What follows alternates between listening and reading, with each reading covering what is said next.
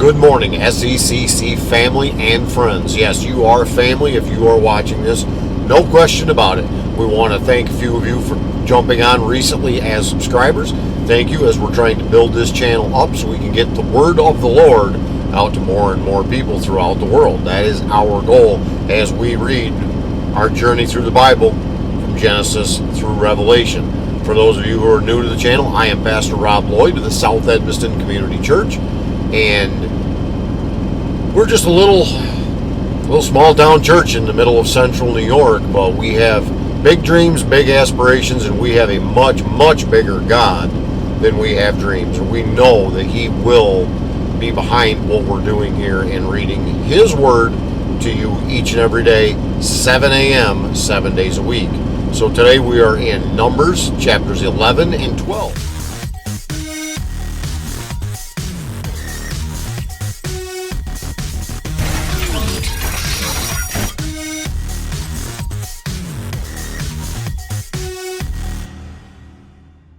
Numbers chapter 11.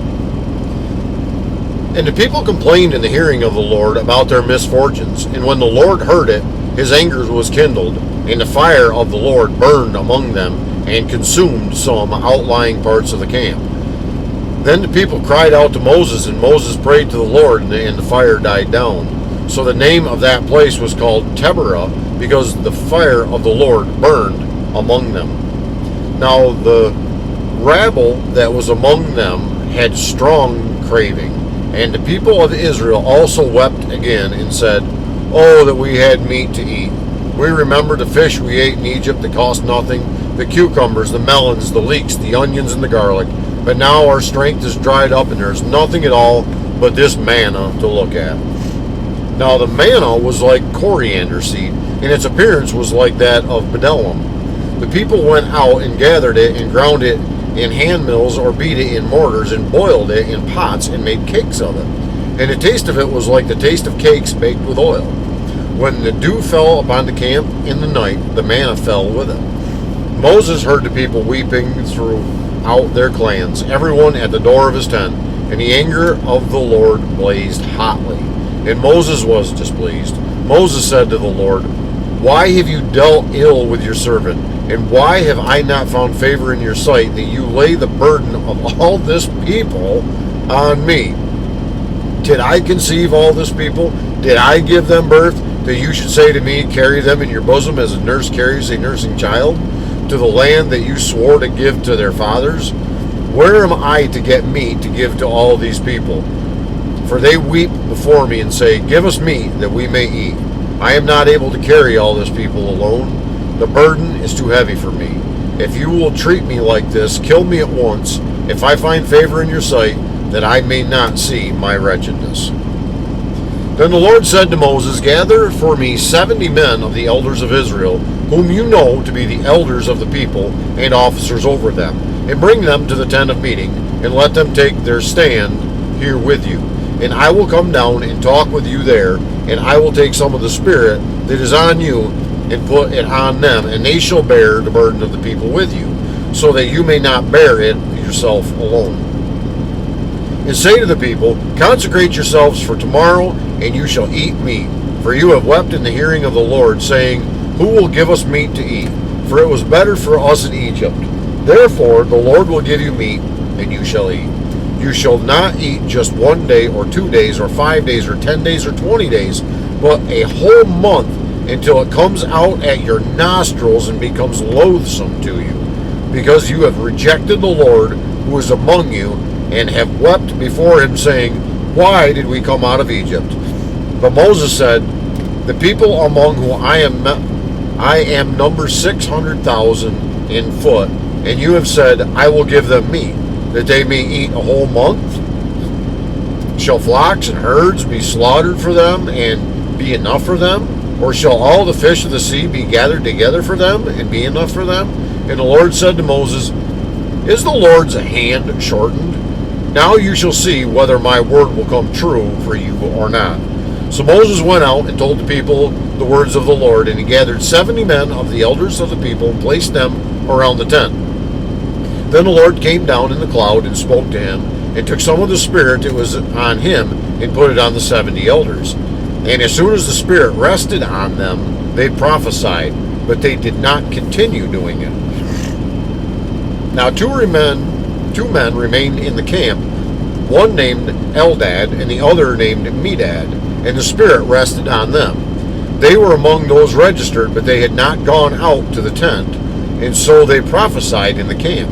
And a young man ran and told Moses, Eldad and Medad are prophesying in the camp. And Joshua the son of Nun, the assistant of Moses from his youth, said, My Lord, Moses, stop them. But Moses said to him, Are you jealous for my sake? Would that all the Lord's people were prophets, that the Lord would put his Spirit on them.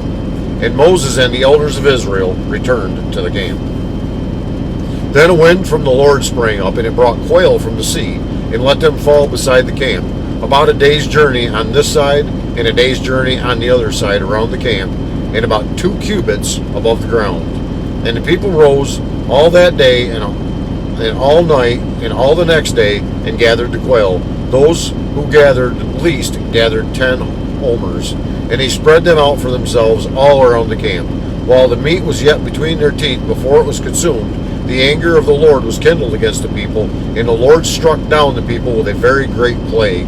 Therefore the name of the place was called Kibroth Hattaavah, because they buried the people who had the craving.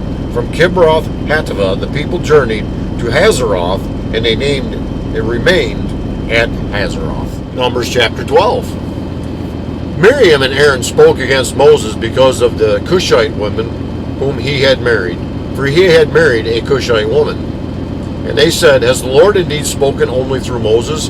Has he not spoken through us also? And the Lord heard it.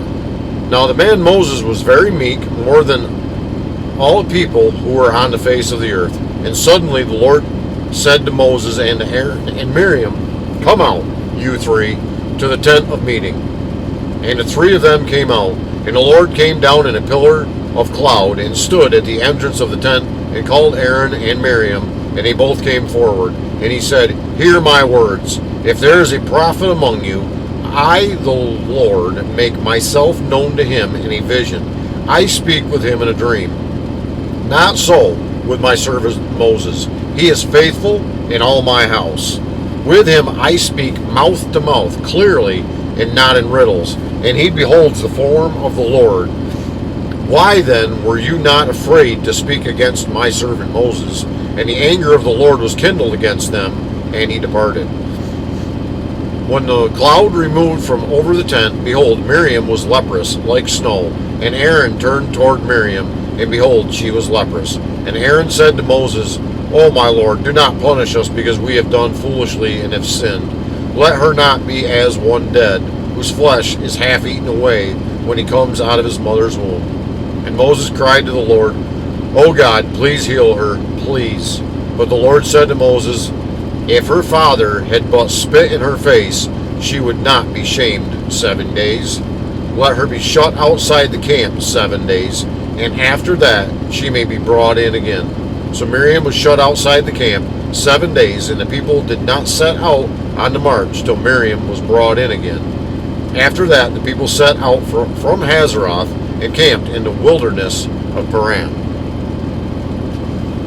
That concludes our reading today of Numbers chapters 11 and 12. Lord willing, we will be right back here again to do it again tomorrow. And until then, I would ask that the Lord of the Bible here, the one who has all this power, all this might, the creator of the universe, I would ask that he would bless you. Yes, you. Have a great and godly day. See you tomorrow.